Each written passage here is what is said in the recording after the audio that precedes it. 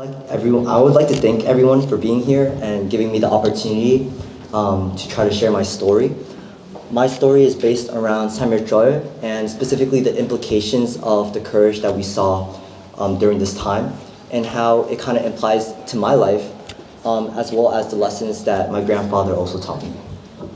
So yeah, thank you. 대한독 빈 만세. The streets of Seoul flooded in white as the deafening shouts of hundreds of thousands tore through the air. This was more than a protest. It was a resounding declaration of freedom, a conviction that no person should live in fear of oppression, discrimination, or injustice that altered the course of Korean history forever. In that moment, courage triumphed over silence as the realization settled in. To remain silent in the face of injustice is to be complicit.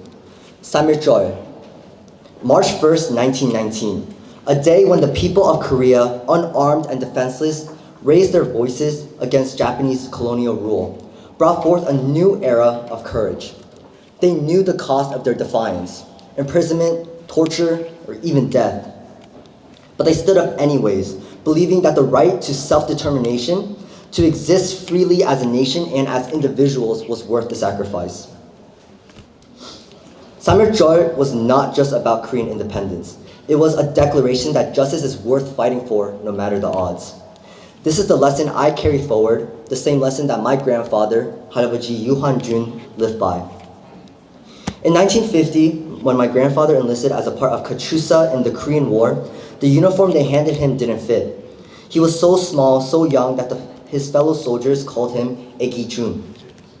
But size did not define him, his courage did.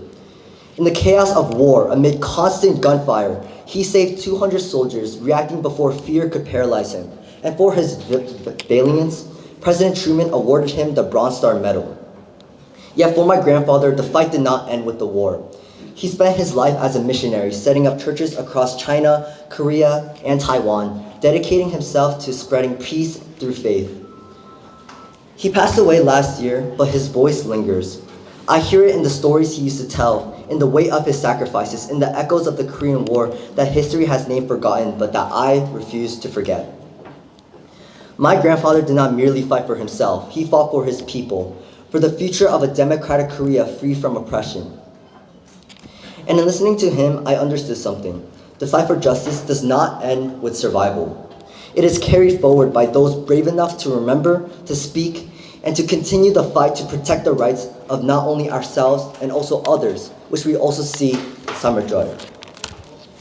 This understanding led me to the Division of Civil Rights in New Jersey, where I was elected as a youth ambassador.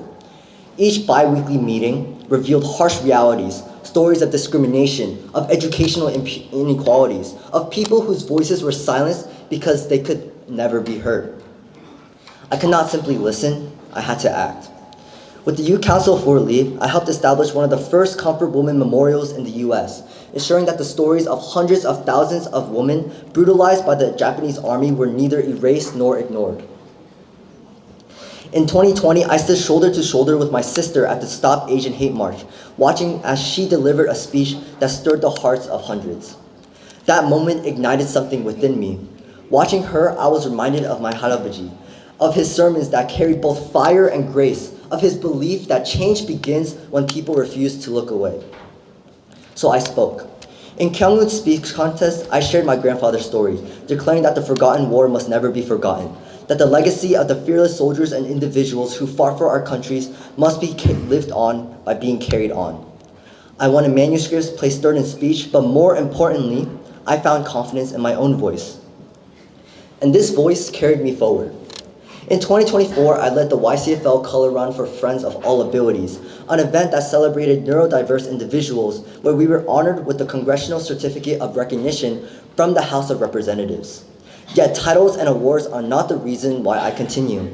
I continue because my 할아버지 taught me to have the courage to fight for justice for all no matter the cost. To protect our own rights is vital, but to stand for the rights of others, those who are erased, silenced, and unseen, is what transforms struggle into process. Samir Choi is more than a footnote in history. It is a testament to the collective courage and resilience that have marked the spirit of the Han people.